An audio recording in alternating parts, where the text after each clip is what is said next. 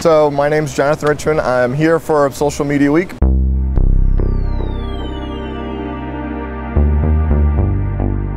I do a couple of different things. I work in the strategy group of a large global digital marketing agency called Possible Worldwide.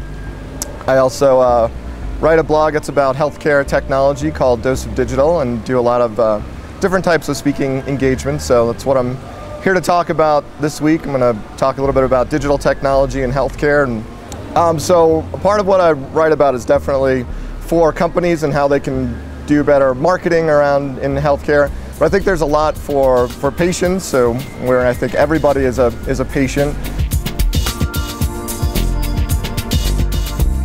I probably have hundreds of those, which sounds bad, but they've actually all been good learning opportunities. I read PSFK's blog every single day. I think that's where I find probably the latest, greatest stuff that I then I like read, write, web a lot. They're, again, very technology focused. And then I probably read 10 or more different healthcare blogs every single day. It'd be hard to rank those 10, but I could try, I guess.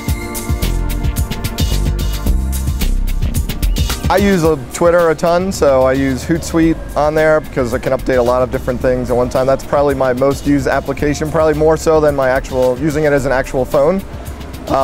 I also take a lot of pictures on there, so I use a couple of different photo editing things. I started using Snapseed the other day, that works. And while I'm here in Colombia and I'm trying to read all the signs in Spanish, I'm using WordLens, which is really cool and translates the signs in real time. I probably have 100-something apps on my phone, but only ever use 10 of them, so I guess I have to clean them out at some point. Some things short, some things long. Maybe sometimes more detail than what's necessary, so I could probably use more short than long sometimes. More sweet moments at home. I have a 5-year-old daughter, so pretty much I'm biased, but I think everything that she does pretty well is sweet at this point. So she's 5 but thinks she's 14 and everything's a princess, and so it's hard to not look at that and think sweet.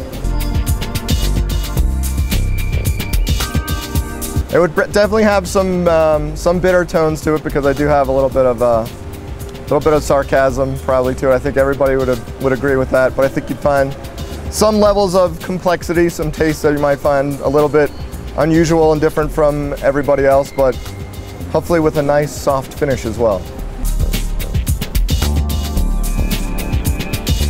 The times that I religiously will always have a cup of coffee is after a really good dinner, especially one that's like a really long dinner with lots of courses. Just plain black coffee at the end seems to always just finish things really well.